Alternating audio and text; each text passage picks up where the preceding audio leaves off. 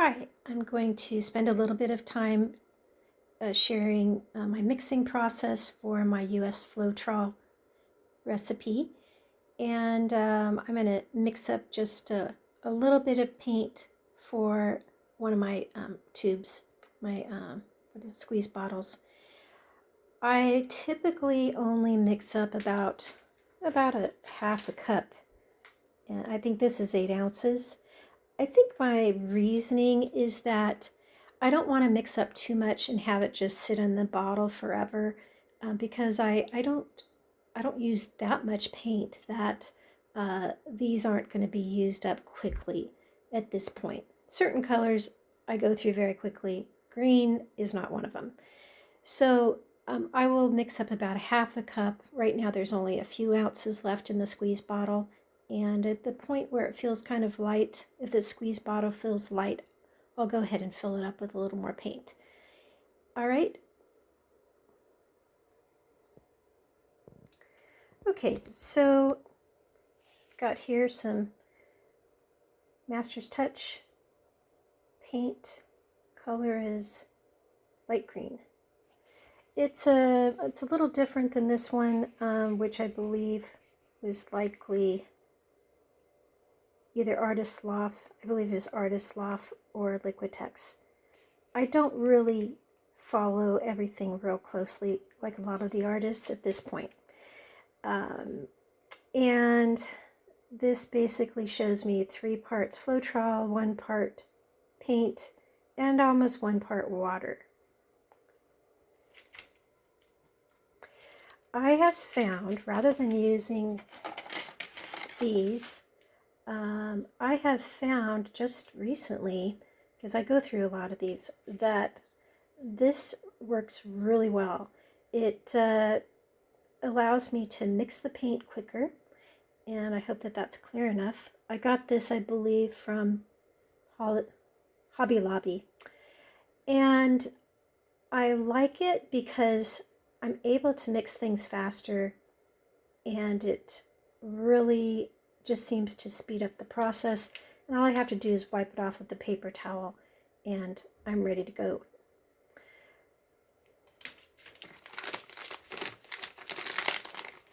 I picked these up from a hardware store, and they are nitrile gloves. They only carry medium, and I'll use those until there's so much paint, dried paint on them, that it just doesn't make sense anymore.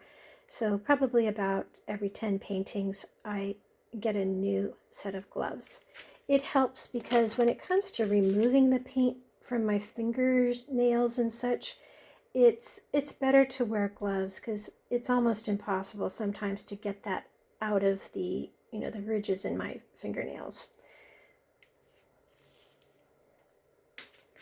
So what I have here, I had bought a couple of bottles of Artist Loft pretty early on when I first started fluid art, and I've just used the bottles to keep my Floetrol. I will strain out my Floetrol unit using a strainer, a funnel, and putting the Floetrol into this bottle. And I just know that what's in here has been strained and is good to go. I heard it recommended that when I'm stirring up paint, if I'm going to add water, it's recommended by some artists to put a little bit of the Floetrol in the water, like 10 parts water, 1 part Floetrol. So I do that. I think it kind of makes sense because I don't want to have I don't want to water down the paint too much. Also, I have distilled water in here, just in case I need it for different recipes. And I do also have the Australian Floetrol, and I'll be using that sometimes with a cell activator recipe.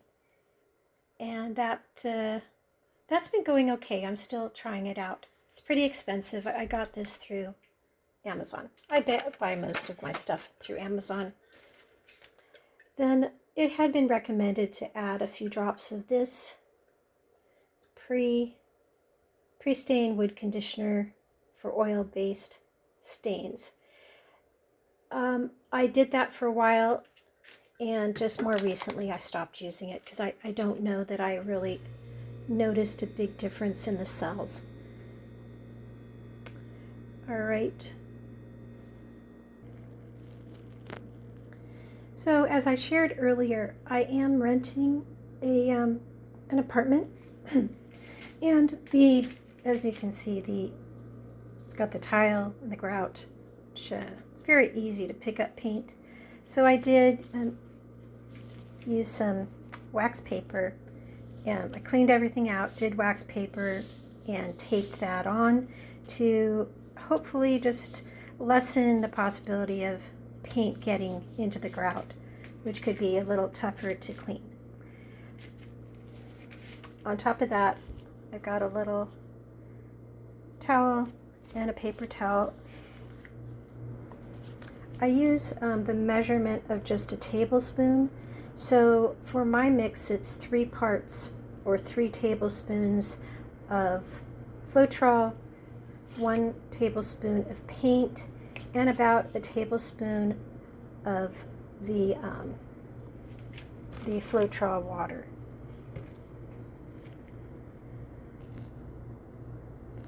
All right, so I'm going to go ahead, and what I do first is I put in the Floetrol, and I will probably do a double batch, which would be 6 tablespoons of Floetrol.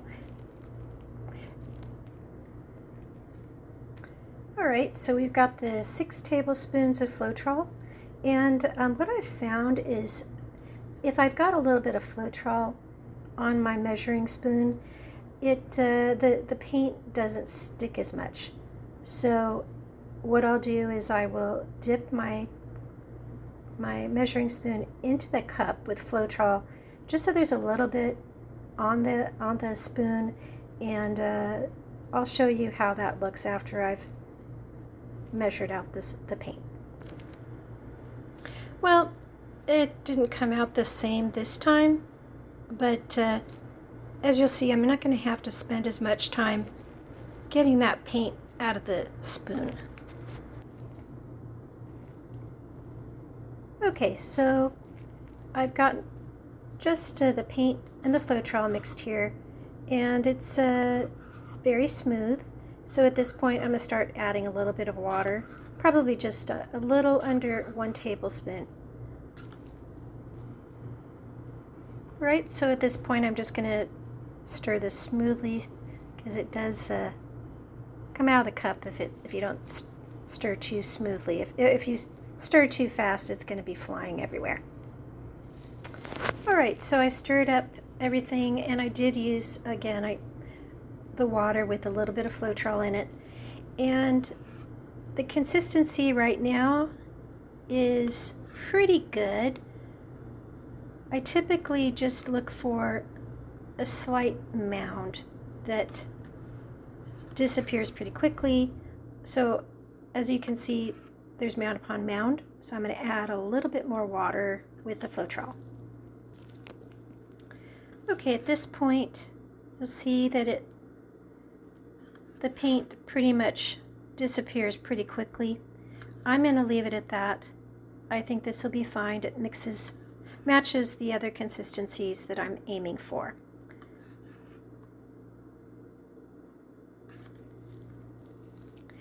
I'd like to add that through the process, kind of scrape the sides so that all the paint is properly mixed.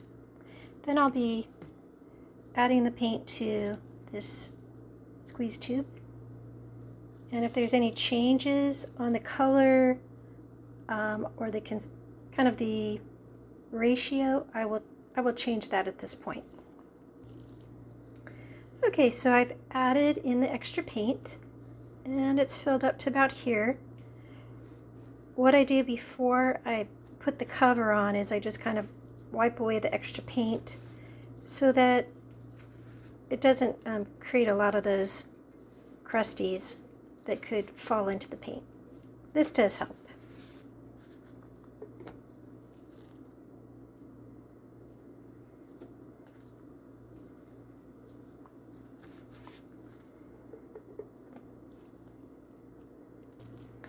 All right, so what I have here is, of course, a cup with some wet paint.